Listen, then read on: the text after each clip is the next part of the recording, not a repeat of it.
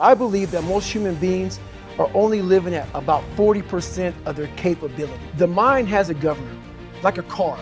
If you're driving a car and the car has a governor on it, the car may say 130 miles an hour, but the governor's set for 91.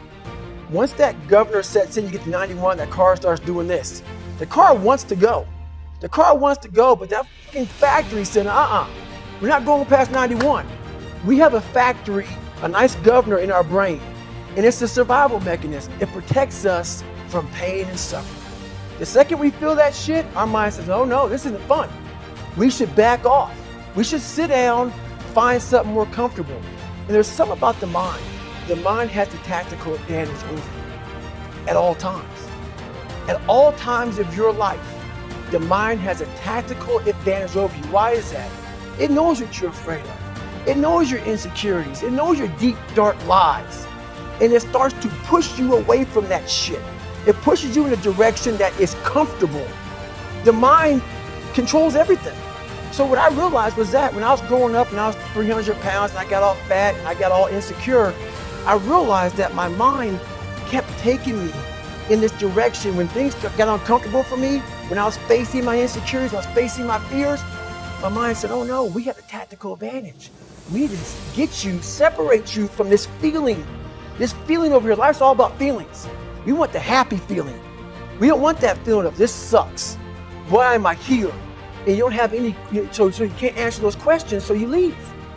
I started realizing that if in that moment you can answer those questions and you are now in charge of your brain versus your brain ruling you, that's where all that stuff comes from. So the 40% rule is all of that. You get to 40%, your brain says, we're done. Let's roll, man. This is starting to get painful. This is uncomfortable. So you sit down. You have to figure out ways, and everybody's different. That's how the book kind of talks about, like we all have these things about, 5 steps to this and 4 steps to this. It's a lot more than that. That's all bullshit. It's a practice that you have to, it's a habit. So if you know that at 40%, I'm feeling pain. At 40% I'm feeling pain. That's where the 40% rule kicks in. Now it starts. Okay, I'm feeling pain. My mind's saying all this shit to me.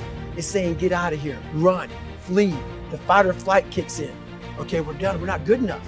It starts telling you all these things. You start to believe it because the mind controls all. This is the time where you have to gain control back of your mind. It's okay, let me see if I can go 45%. And once you start giving yourself more and more hope and start realizing, okay, the mind starts to be, okay, what are you doing?